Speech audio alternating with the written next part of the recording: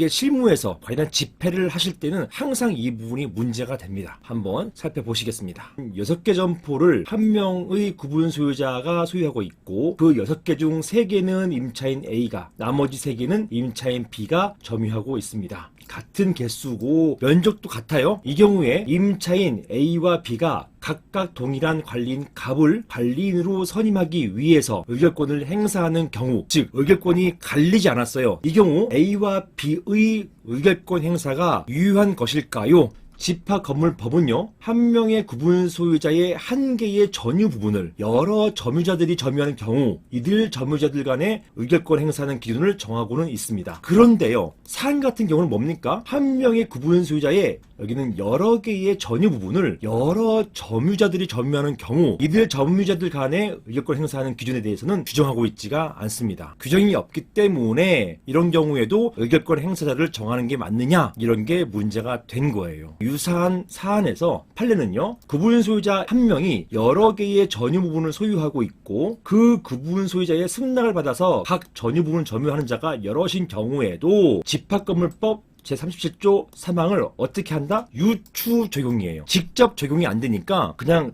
가지고 온다는 겁니다. 유추해서 적용한다는 것이고, 이런 유추 적용은 함부로 할 수 있는 건 아니에요. 판례가 인정해 줘야 돼요. 이렇게 이런 예외적인 경우에 이렇게 유추 적용해서 보시는 것처럼 이 37조 3항과 마찬가지로 점유자들 중에서 의결권 행사할 한 명을 정하여야 한다라고 판시하고 있습니다. 따라서 정하지 않으면 이거 무효되는 거예요. 이러한 판례에 의할 경우에 사안에서 임차인 A와 B, 구분 소유자 한 명이지만 호실은 6개였죠. 그중 3개는 A가, 3개는 B가 각각 점유하고 있었고요. 자, 이런 경우에 각각 동일한 갑을 관리인으로 선임하기 위해서 의결권을 행사했다 하더라도 이것은 어찌되었든 A와 B 중에서 의결권을 행사할 한 명을 정한 게 아니잖아요. 즉 한 명으로 몰아야 된다는 얘기예요. A면 A, B는 B, 이렇게 의결권 행사 지정하는 지정서가 따로 있습니다. 저에게 문의하시면 되는데요. 지정서를 사용해가지고 A면 A, B면 B 이렇게 따로 몰아야 됩니다. 이렇게 모일지 않았을 경우에는 집합건물법 제37조 3항 위반으로서 무효가 될 수가 있다, 이렇게 보겠습니다. 물론 유추 적용했지만